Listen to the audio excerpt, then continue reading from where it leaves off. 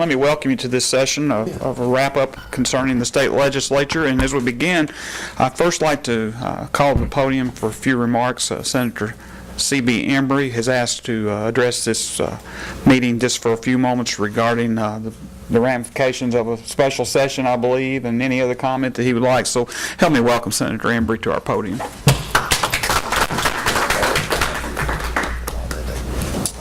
Okay, I'm not going to talk about the session that just ended. You're going to hear that in great detail just in a moment. I'm going to talk about the prospect of a special session and how complex and serious that is. The governor has an intention to call a special session later in the year. Only the governor can do that, and we can only discuss things that he places on the agenda. His items will be the pension system and tax reform, two very difficult and complex issues. In 2014, our budget put $1.28 billion in the retirement systems, and remember, our annual budget is only $10 billion. We need to do that again and again and again. The governor was able to come up with those funds. By the way, that's the largest amount of funds placed in the pension system in the history of the Commonwealth. But our pension systems are the second worst funded in the nation, so they need lots of more funding. He was able to do that, and we supported it by making some rather severe cuts in many different agencies. And that was a difficult thing to do, but it took care of the pensions at that time. He hopes to do that again this time. Of course, he also would like to replenish the areas that he took funds from last time. To do that, we need a significant amount of more funding available. So his tax reform plan would be to address that problem. He says that everything is on the table. Everything. We have many tax exemptions. It's very popular in the General Assembly to have bills to exempt this or that from taxes. All of our tax exemptions put together amounts to more funding than we take in. So if we was to do away with all the tax exemptions, it would more than double the state budget. That would also be very difficult for many areas.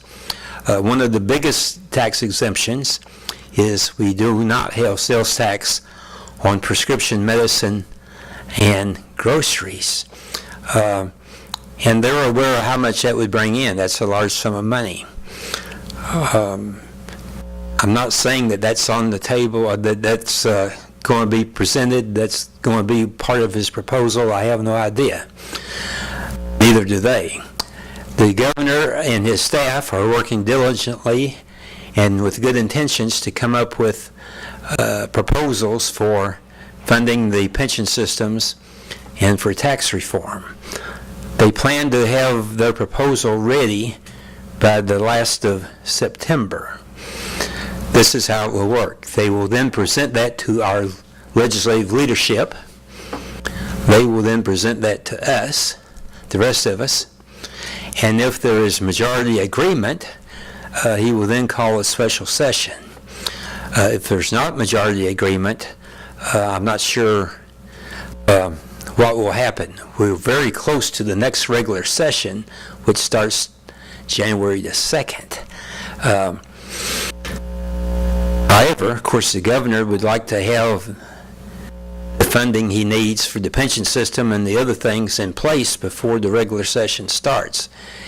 If it is not, then his proposed budget will look much different than he would like for it to look. So that's kind of how things stand. It will be a very difficult situation. Whatever the plan is, it will be very controversial and probably not popular. But we will see if a majority agreement can be reached on whatever the plan may be. We don't know what it is yet, so we don't know how we stand. So I just wanted to touch the base with you on that, so you'll know this is a very difficult thing coming up, and I'm not sure how things will go. Personally, I think it's only about 50-50 that we will have a special session, but we will see. We hope we can come up with a plan that can be agreed to by the majority. Thank you. Thank you, Senator. I'd also like to make welcome this afternoon. I think we all know these folks, but I do want to recognize them and thank them for being here. Representative Suzanne Miles and Representative DJ Johnson. We appreciate you being with us. I would entertain if either of you would like to make any remarks. We're anxious to hear what. Without further ado, then, we'll move on. And again, I have the honor to introduce someone that most of us know fairly well, but I would like to make a formal introduction of our speaker. Ms. Shelli Hampton has served as the Director of Governmental Relations for the Kentucky Association of Counties since August 2009. In her capacity as Director, she is responsible for representing county government in all facets of the legislative process. She is responsible for developing and executing legislative strategies and initiatives to support a responsive and efficient management of county governments. As principal staff to the KACO Legislative Committee, she is tasked with the coordination of member support for legislative proposals that assist county governments in their many mandated roles, including public safety, transportation, and community development as stewards of the public trust and limited resources.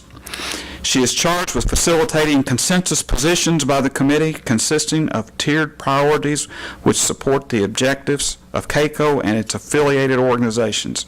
She serves as KACO's legislative liaison, engaging the legislative process throughout the sessions of the Kentucky General Assembly and the legislative interim. Prior to that, she worked for the Kentucky County Judge Executive Association for 12 years as a legislative liaison. She was born and raised in Davis County and is a graduate of the University of Kentucky. She lives in Lexington with her husband Steve and her 3 children, Jackson, Noah, and Catherine. Let's make Shelli Hampton most welcome to our program.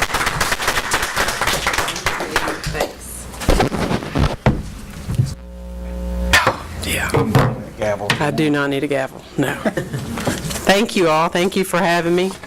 Judge Thurman, thank you for that introduction. It's good to be home. Always wanted to come back whenever I can, especially when Moonlight is on the lunch menu, so you can't go wrong there. You don't know what you have till you're not around it very often, and so you're very lucky to have good barbecue available to you. Thank you all for having me again. I'm Shelli Hampton with the Kentucky Association of Counties. We just finished our session. It feels like we just finished. I know it's been a couple of months since sine die. Sine die is a wonderful phrase. I don't know about the legislative representatives that are here, but I love the word sine die when we kind of all get our lives back for a little bit. Just a little background about KACO for those of you who aren't familiar. It's a board-driven service organization made up of the 10 locally elected folks who serve all the counties, all 120 counties. Even in the 2 merged government counties we have, those are all constitutionally elected officers, and so those still exist even in Louisville and Lexington. And we've been around since 1974. We offer advocacy services. We also offer low-interest loans to our membership. We offer property casualty and liability insurance to our members as well. We also offer continuous training for those folks as well. And so it's good to be here, and I appreciate the welcome that I have been given, and I'll go ahead and launch in to the session. As everybody knows, it was a short session, 30 days long every other year when we do not take up the budget, and so it's an opportunity for a lot of different things to kind of come to the forefront every other year. On the even-numbered years, that budget is the dominant topic, no matter whether it's January or mid-April. The budget kind of takes over everything else, and that's pretty much the focus. And so we'll head into that in January. But a couple of items I wanted to go over.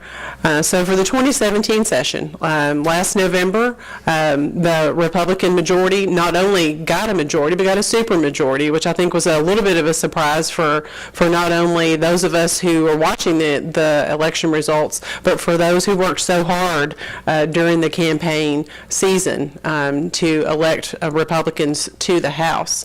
And so with that intact, for the first time, I believe 95 or 96 years, that occurred, that we had a Republican majority in the House.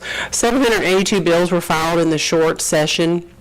And that's fairly consistent with other short sessions. 189 of those became law, 122 from the House, and 67 Senate bills, which equates out to a little over 24% of those that were filed became law, which is a much higher percentage than in past sessions. You can see there on the screen, it's been a little bit lower than that. And so I think that is in no small part to the one-party rule. When you have that, I think things go a little more smoothly, and there's not as much disagreement on the policy positions that both chambers take. And so I think that was a big contributor to it.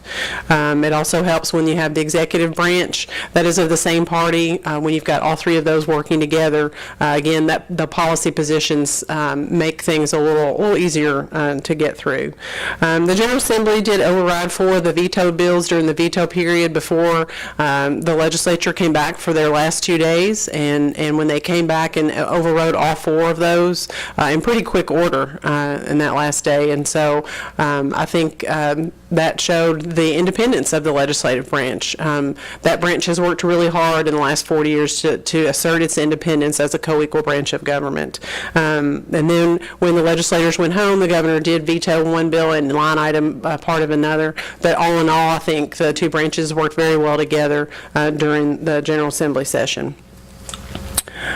Okay, wow. There is a lot that we could spend all afternoon here talking. This is some of the bills. That first week was a very busy week. They even worked an extra day. Instead of the 4-day typical first week during an odd-numbered year session, they worked that Saturday. They worked that 5th day.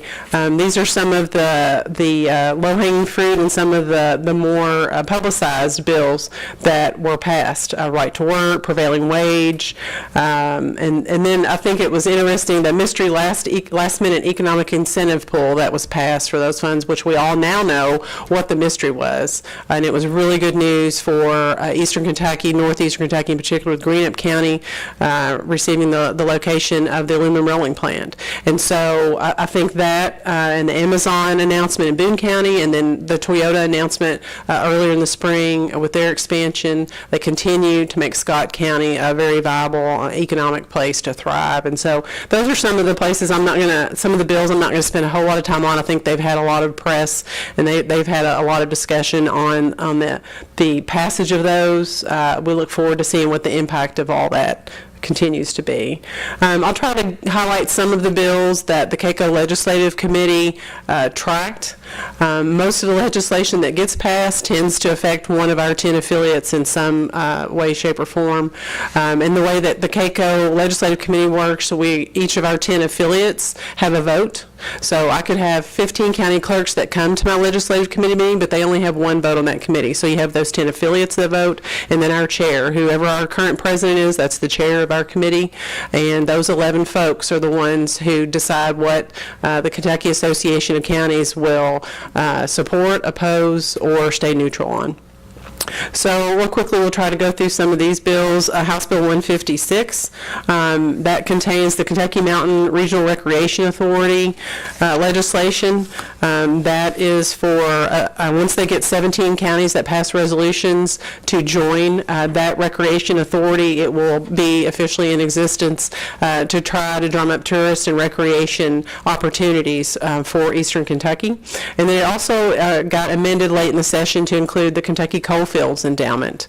And that's a $7.5 million endowment from the state's portion of coal severance.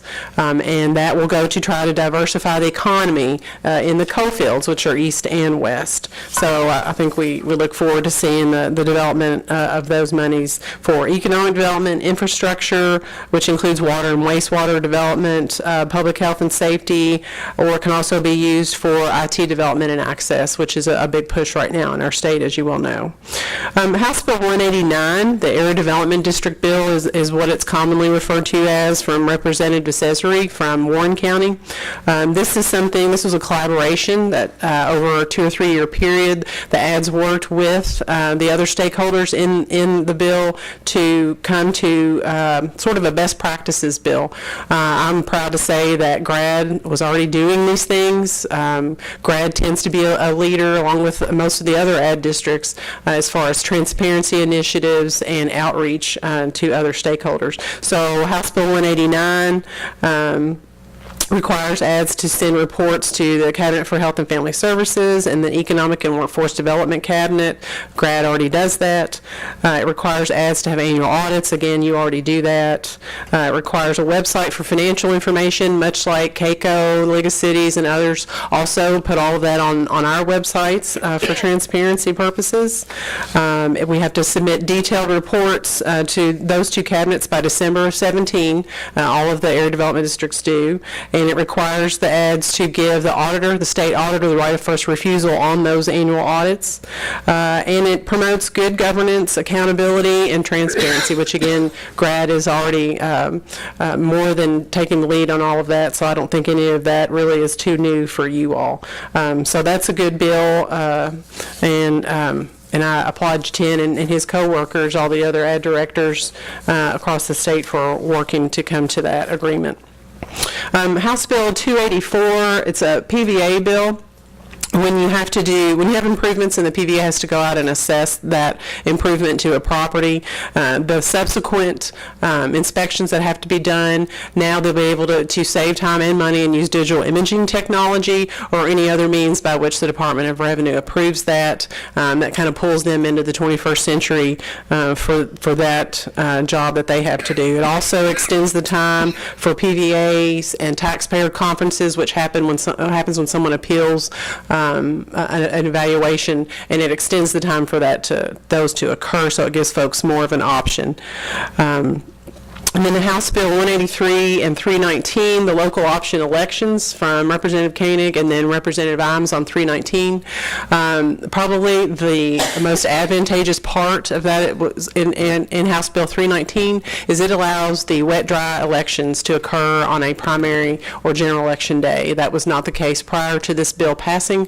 Those local option elections, wet-dry elections, tend to get very expensive for county governments, whether or not it's advocated for by county government, whether a city wants it, a precinct wants it, a golf course, whatever you may have, the county government is tasked with paying for that and holding that election. Oldham County is one example. They have spent hundreds of thousands of dollars in the last 3 years on local option elections. And so we applaud Representatives Koenig and Imes, especially Representative Imes, because his bill says that it can only be on primary election days, and if somebody, a group, or an individual would like that election to take place on another day, they have to post a bond with the circuit judge to pay for that, to cover those costs. And so that'll be a cost savings as well. House Bill 333, Controlled Substances Bill, what that bill did was it put a 3-day supply limit on most prescriptions for pain medications. There are some exemptions in there, but I think that's in response to the massive crisis that we really have in the state of Kentucky with controlled substances and heroin abuse as well. House Bill 337 on law enforcement employment from Representative Rudy in Far West Kentucky. He's chairman of the House A&R Committee. What that bill does is says if I'm a sheriff's department and I hire you as a deputy and I pay for your training up at DOCJT at Eastern Kentucky University, and within the first 3 years of your employment with my office, a city or another county comes and offers you a job and you leave within those first 3 years that you're supposed supposed to be employed with me, that the employer that offers you that other job has to reimburse me for your training expenses. As you can imagine, to train our folks at DOCJT is not an inexpensive endeavor, and DOCJT is nationally recognized for the rigor and for the agenda that they set forth with the training on all of our law enforcement agents. So that is a good bill, especially for rural areas who they have a harder time maintaining and retaining their folks in law enforcement. House Bill 410 from Representative Duplessis from E-Town, from Hardin County. This last year was called the Real ID, and that bill passed and was vetoed by the governor. This year it's a volunteer travel ID. They have changed. Representative Duplessis did a great job trying to get all the stakeholders together, including the clerks, the circuit court clerks who are involved in that as well, to try and give folks an option. The Real ID Act was passed at the federal level, and we've been given extensions, I believe, 3 years in a row, because we had not passed Real ID legislation to have our IDs be in compliance with that federal law. We were in danger of not being able to get on federal properties, courthouses, military bases, and if nothing had happened in January of 18 without a passport, you could not have gotten on to a domestic flight. And so I think the legislature did a great job crafting this so that if you want to get that voluntary travel ID, you can. If you don't want it, you don't have to get it. It's an 8-year ID and it's $5 more. But if you're going to travel a lot, if you're going to go on a military installment or installation or any kind of federal courthouse, you need to have that with you, or you have to have a passport. And so I think that option was a great way to go. And so I applaud Representative Duplessis for coming up with that. HJR 56 on wastewater treatment systems. I know that Judge Mattingly, sadly, is intimately familiar with the need for this. That's correct. This is affectionately known as the packaged sewer treatment plant resolution. And what this is going to do, we've had a lot of issues in county government when these privately owned packaged sewer treatment plants fail. It falls to the fiscal court to take care of these. A lot of them are in disrepair. Some of them have not had improvements in years because the owners have refused to incrementally raise those rates in order to take care of the infrastructure that's needed in order to maintain those systems. And so the customers that are using these packaged sewer treatment plants have experienced phenomenal growth in their monthly bill when these are taken over. And so it's a lose-lose right now, not just for the fiscal courts and the taxpayers, but for the customers who are on these systems and are used to a much smaller bill. And so what this resolution will do from Representative Weber from Bullitt County will require the Department of Water, or the Division of Water, to study all the privately owned packaged sewer treatment plants, and devise practical emergency intervention for plant failures, and suggest legislative changes for 2018 to try and prevent the failures and ensure continuity of service for those customers.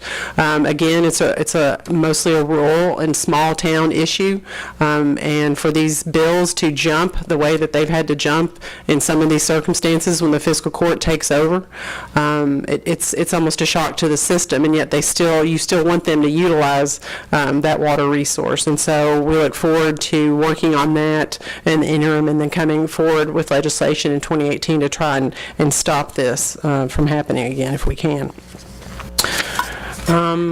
Some of the Senate bills I'll go over, and this by no means is everything that we have tracked. You can go on our website, KACO.org, and you can look at all of the bills that we track as a legislative committee on behalf of all the county elected officials. It's quite a bit, but I'm just trying to highlight some of the bigger size bills that maybe affect more of our members. Senate Bill 2, which is Kentucky Retirement Systems Transparency, that was advocated for a couple of years by your all Senator Joe Bowen. I still think of him as my senator, even though I don't live here. But Senator Bowen is chair of the Senate State and Local Government Committee, and he did a great job with a very complex issue. And he continues to do that. But with Senate Bill 2, that codifies the governor's 2016 executive order that took the board of directors of the Kentucky Retirement System from 13 13 to 17 members or trustees. Now we have, instead of mostly electeds, the majority is gubernatorial appointments. 10 of those are gubernatorial appointments. 6 of those 10 have to have at least 10 years of investment experience.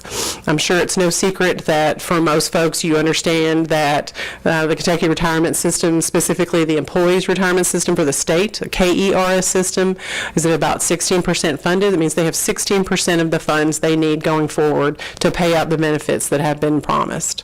And so investments have been a challenge, to say the least, for that system. There are 3 systems within the KRS umbrella.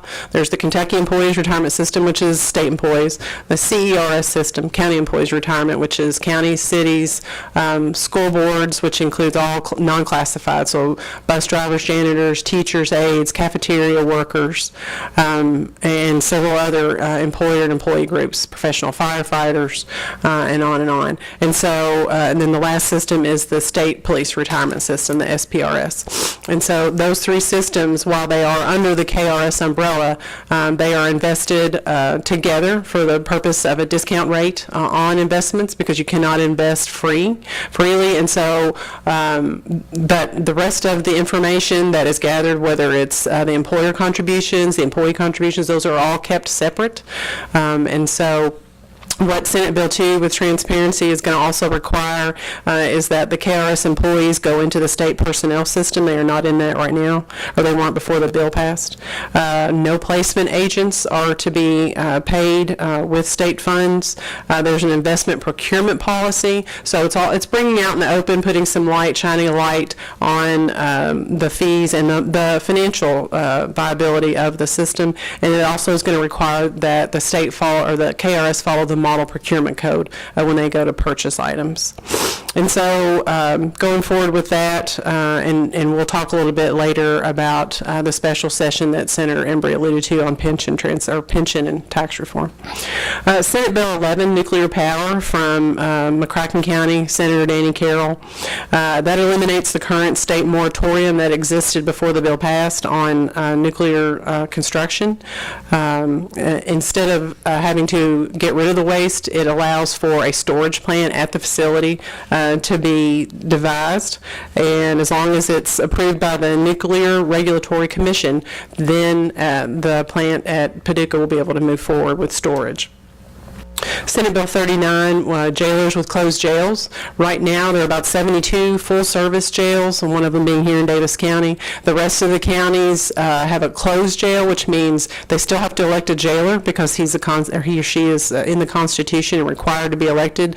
They serve a vital function. The closed jail jailers, they are most likely the transport officer. So if you're in Anderson County, for example, which does not have a jail or detention center in their county, they contract with other county jails to house their inmates. And so the closed county jails, this bill will require them to make a quarterly report to their fiscal courts, and once a year the fiscal courts will have to pass an ordinance stating the salary, which does not change during the 4-year term, but they have to state the salary of that closed jail jailer, and they have to enumerate the duties of the closed jail jailer, whether it's transport officer, bailiff in court, a little bit of both. That'll be up to the fiscal court to put that in a resolution annually.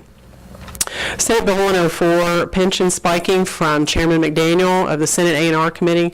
This is an initiative that KACO and the League of Cities, the state police, have all worked on for several years with Senator McDaniel. I believe this was the 4th year that we have tried to get this bill passed. And what happens with pension spiking is if your income in your last 5 years before you retire, your income exceeds 10% increase over the prior year, just in the last 5 years, that's considered a spike. So if you're in your last 5 years of employment, and say in your 3rd year to your 4th year, you have a 12% increase in your income. That 2% differential is called a spike, and this is out of Senate Bill 2 from 2013. That 2% difference was being billed back to the last employer, which is not necessarily who you were working for. We've got some county officials or some county employees and some city employees who haven't worked in public service for several years. This first came to light as an issue for our Commonwealth attorneys. They had some folks who had left their office and gone to a private firm, but then once they retired and started drawing their retirement, the retirement system was required to go back and look at their service. And so their last 5 years of public employment, they had a spike. I had one Commonwealth attorney that hadn't seen this employee since 1999, and that person got a spiking bill. And so the last employer was getting those spiking bills. And I know some of the judges can attest to getting those bills and those invoices. So what Senate Bill 104 does, it eliminates those invoices. If anyone goes over that 10% threshold in their last 5 years, they get a refund on that difference, and the employer's portion of that contribution goes in to help pay down the unfunded actuarial liability.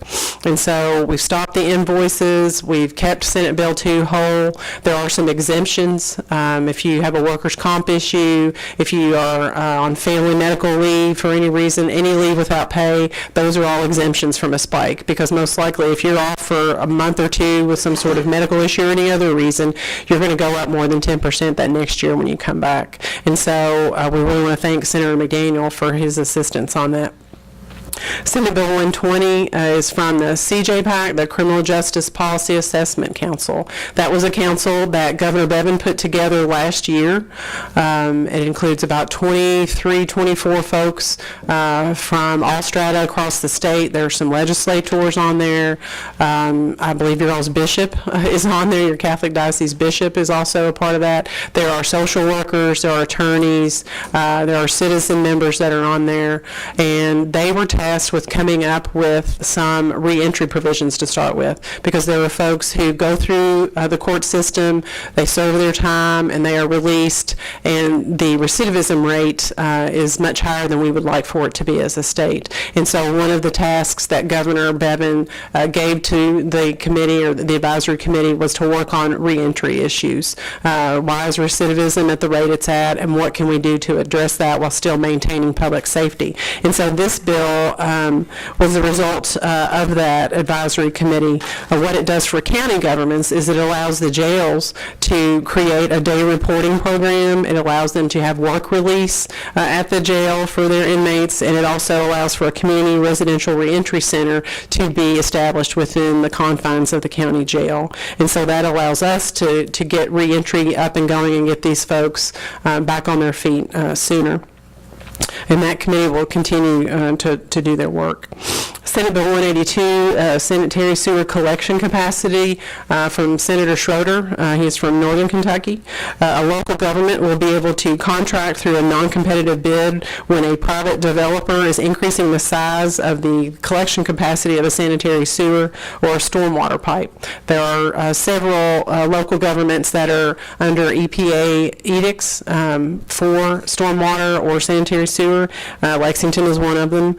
And the county government, through that non-competitive bid, if there needs to be an increase, if say the developer is going to put a 10-inch pipe in, the county government could go and say, what if you put in a 12-inch pipe? Then the county government would only be responsible for that 2-inch differential to pay for that. So that's a way for taxpayer dollars to be saved as well, and still have that increase in capacity and service for the development.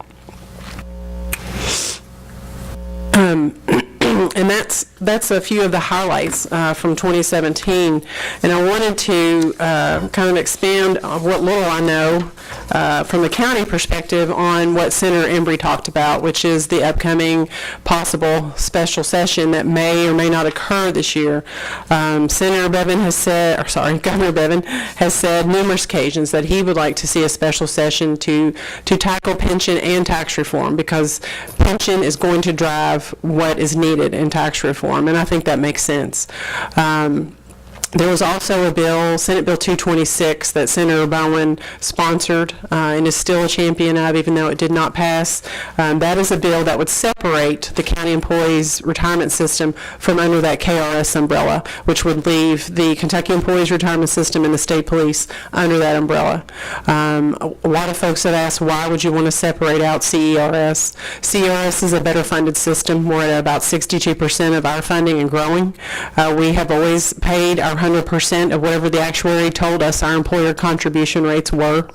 We feel like with the administrative and investment oversight that we could focus on for CERS on a separate board that would allow the legislators and the Kentucky retirement systems to focus on the Kentucky Employees Retirement System and the state police retirement system, which need to be focused on right now, quite frankly.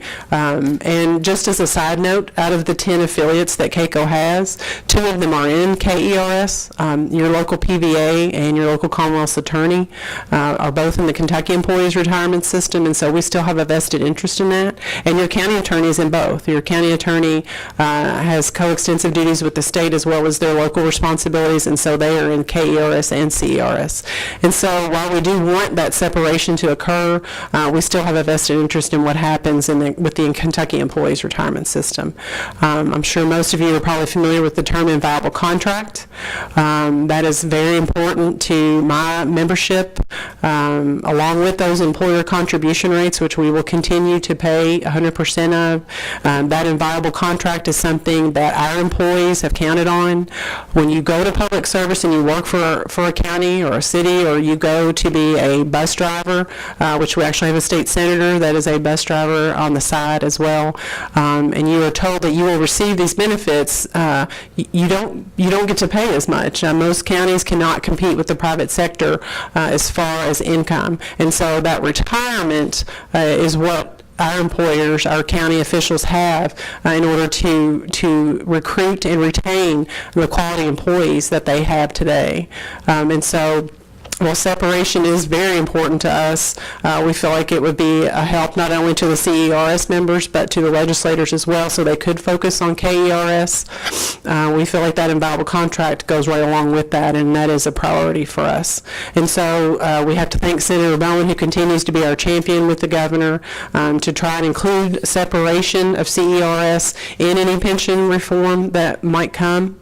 And we want to thank the governor's office, who they have reached out to us, his staff, who are trying to work on this and get their head around both of these very, very complex issues. But they have reached out, and we have had a couple of meetings with them to get that dialogue going, to help them to understand, for instance, when the governor was running for governor, and then when he first came into office, he mentioned the inventory tax.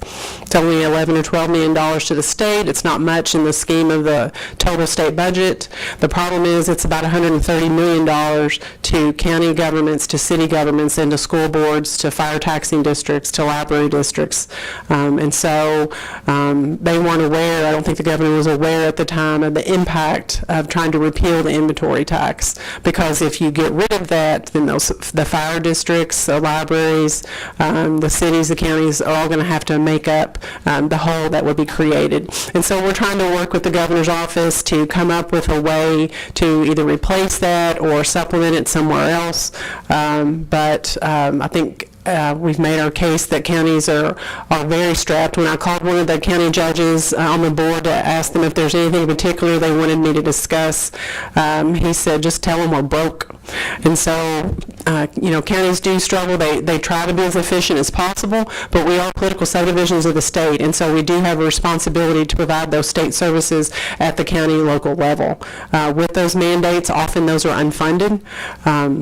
Are not fully funded. For example, elections, we're required to pay for all elections, and we get less than $300 back per precinct. Counties usually spend about $2,000 on average per precinct, so that all comes out of the county coffers.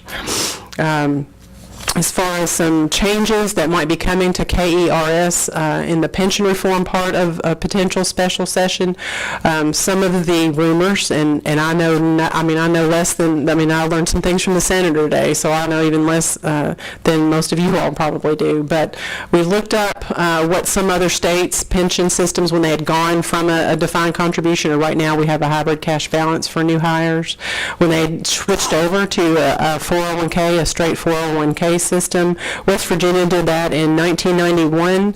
In 2008, they reversed course because it was a failure as far as money, and they put the teachers' retirement program back in to a defined benefit.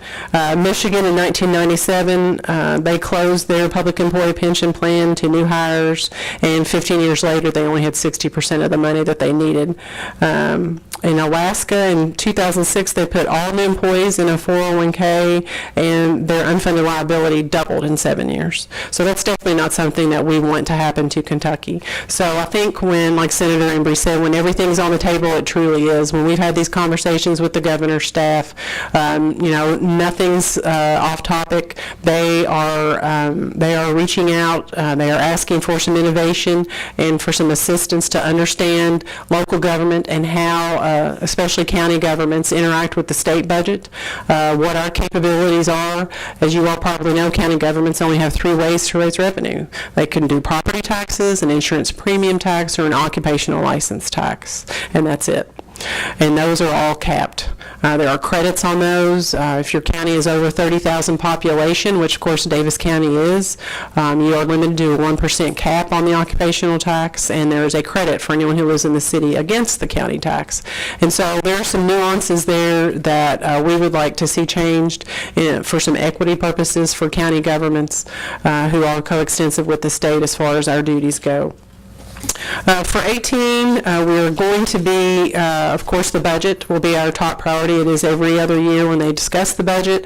We do have funding in the state budget, and again, I think depending on what happens in the special session with tax reform, then that will dictate. And again, like Senator Embry said, if we don't have that special session, we'll just have to wait and see what happens come January. I don't envy the 3 of you all with those decisions you're going to have to make, but you will hear, obviously, from your county elected officials, whichever way it goes. But we are engaged with the governor's office on pension and tax reform, and we do hope that that the governor sticks to what he has already said, which is that it can't be revenue neutral. Why would you go through all of this exercise just to create the same pot of money that you have now when you are in such dire need? And it's not just the pension system. There are a lot of other needs, a lot of other cuts that have happened over the last 7 years in state government.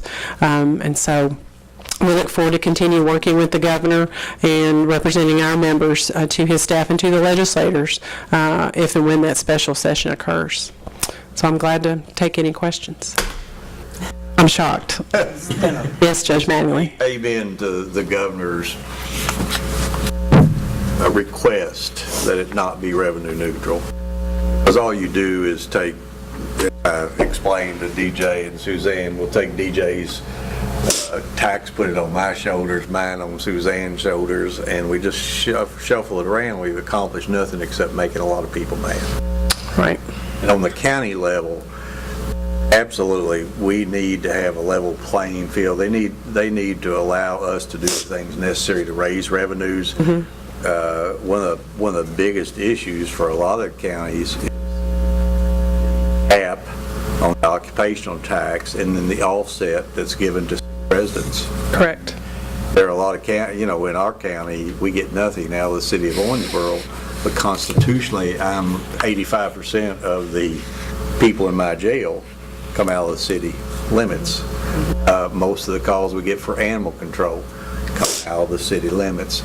Most of the calls the coroner responds to out of the city limits. Almost all of the special elections for alcohol came from precincts within the city limits. Mm-hmm. So there's some way we've got to look at, and we don't depend on co-severance tax the way a lot of my fellow counties do. They've seen co-severance disappear. Dried up. They really struggle. So there needs to be some need to buckle down and work together to try to make this a. And I hate the word progressive because when somebody uses progressive, they spell it TAX. But it truly needs to be a progressive revenue structure for cities and counties. I guess the one question, so prefacing that, what are we going to do with road funding, gas tax, and incorporated cities push, Kentucky League of Cities push to redefine the FISC formula? So what Judge Mattingly is referring to is a bill that has been filed the last 2 years by the cities. The first year they filed it, it would have cut into the amount of road funding that comes to the counties and shifted it over to the cities, which obviously we vehemently oppose. The second year they filed it, it was a little less bad, and I told the League of Cities that it was a little less bad. And they would have a hold harmless threshold, and then after that it would be divided up based on new numbers and new language. And while we understand their need as well, the whole state is suffering, and it's not just roads. The problem is, I think, when you get that parochial and you're thinking on infrastructure, and you don't look at the river ports that need desperate help, at airports, public transportation needs help. And so what KACO has done is partnered, there are about 15 other stakeholder groups with Kentuckians for Better Transportation, and we have partnered to get data together because everything now is data driven. No longer can you, I've never been able to go up to a table and testify and persuade any legislator by saying, I just don't like it. Can you just not pass it? Or I do like it, so go ahead and vote yes. You can't do that. You have to go up and you have to make your case. And so we are working with them to get the data together to show the state the losses that the road fund has incurred statewide, and to show the examples of how that has affected local governments and the constituents that use those roads. And so while we continue to talk to the cities about that, the fact is that there are all modes of transportation that are in desperate need of infrastructure improvement. And so the road fund is important not just to county governments, but to the whole state. And there was an article in Governing Magazine this morning, or yesterday morning, that came out. Half of the states in the last 5 years have increased their road tax. And so I think that is a nod to, one, a frustration with the federal government because they refuse to do that. It's been, I think, 23 years since the federal government raised their tax. And you look at any issue of safety that could occur, like has happened with some interstates in other states. It's been kind of scary that some folks, have lost their lives because bridges were not up to code. And so that's something that we're going to be trying to help the legislators understand. Here's the data, here's the issues, here's the things that we're going to need you all to look at. But that is definitely something that we will stay on top of. Any other questions? On House Bill,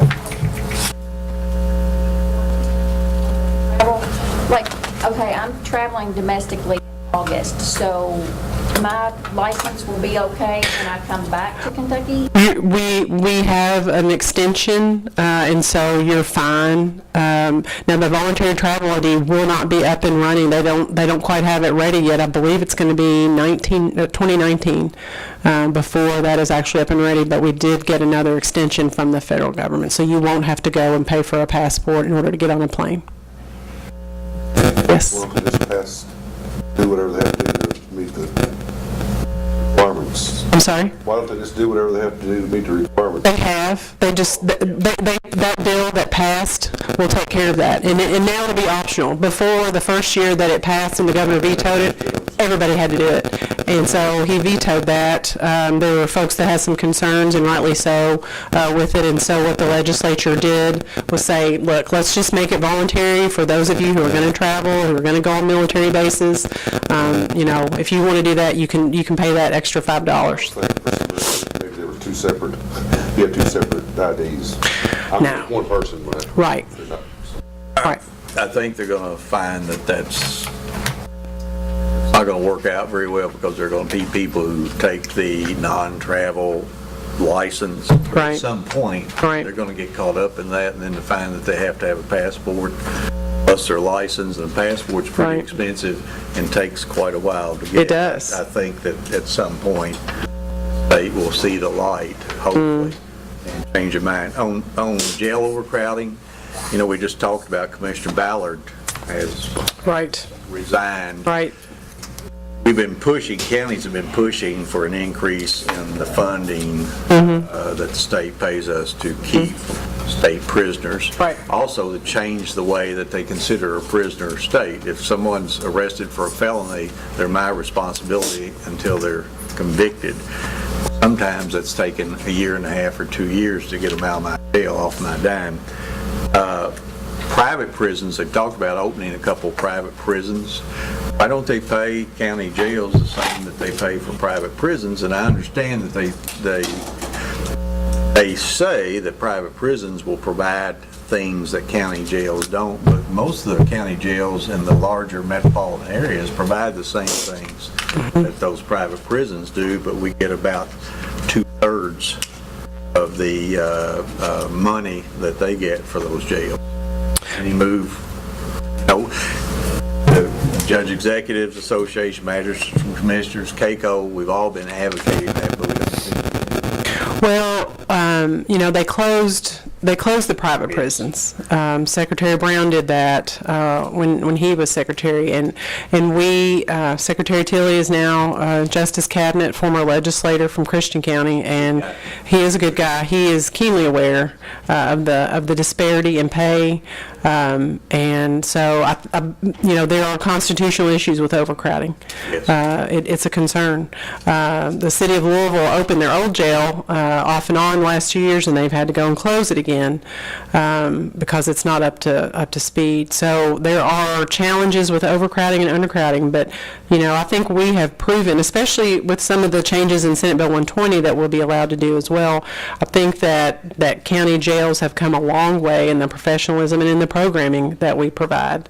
Again, I think part of our argument is that that is a coextensive duty of the state that is carried out on the county level, and it's an underfunded mandate. It's not an unfunded, but it is definitely underfunded. When the per diem, which is what you get paid per day to house, feed, and maintain a state inmate, is around anywhere from $50 to $65 when the private prisons were open for them, for their contracts. Ours is, $32 a day for the exact same inmate. And so that disparity, we are partners with the state. And so when those private prisons finally closed, I think that was a good partnership move on part of the state. But we continue to be advocates for that disparity needs to go away. If they're going to indeed open a private prison up again because of the overcrowding, which ebbs and flows, we go up and we go down. It's not something that you can budget for. I mean, you might as well have a dartboard out as far as what you are going to budget for inmate medical care and the food, the housing, etc. And so we continue to have those lines of communication open with the secretary, especially now that Commissioner Ballard has resigned. So. Good question. Yes. Attention spiking. So when you said that we're not going to get invoices, that is totally gone away, or there's some part of it that's still? Some part of it. This is prospective. This is not retroactive. And so I think I've got the exact language, actually, because I should have said that instead of waiting for the question on 104. Anyone retiring on or after January 1 of 18, that's when it takes effect. So you may still get some who retire before that. Right now, if someone retires, you may still get that, but we could not make it retroactive. That just was not going to be part of the bill. I mean, this thing took 4.5 years to finally come to a compromise solution. So it'll be after January 1st of 18. So.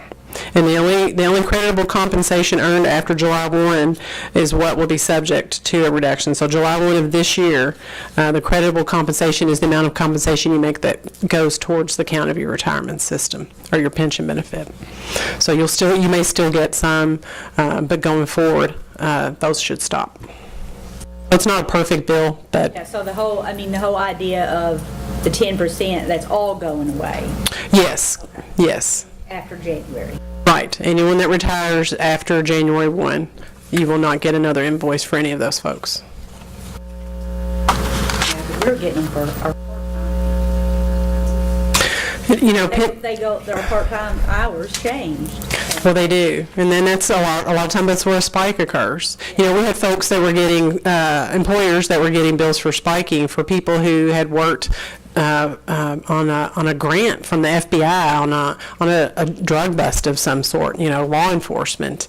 And so that's one of the exemptions now that's in there, that if along with a workers' comp issue, maternity leave, FMLA, unpaid leave, if there's a state of emergency, you know, Eastern Kentucky, there are counties that flood. I mean, it's an annual thing. Every year they know that parts of their county are going to flood. That's going to be some overtime for law enforcement and for EMS employees. So And they so, just made exemptions, but if you actually have a true spike for, if you actually have a true spike and you retire after January 1, if you have a, you know, you were supposed to, the cutoff is 10% and you made 12%, that 2% will just get refunded to you as the employee contribution, and the employer's contribution will go towards payment of the unfunded liability. The employer will not see their contribution returned to them.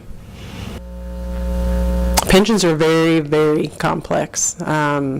You know, the inviolable contract is very complex for some folks as far as when does that start? When are those benefits guaranteed? When are they promised? And so trying to get your head around all of that is pretty tough. The good thing I think that legislators can keep in mind is that the folks that have that inviolable contract promise, that's a finite amount of time. The people in Tier 2 and Tier 3 do not have that. And so eventually folks that are in that Tier 1, you know, they will die out, and they will no longer, the inviolable contract will no longer be in existence. And so I think that's one way to look at that. So, any other questions? Okay. Thank you all for having me. I really appreciate it.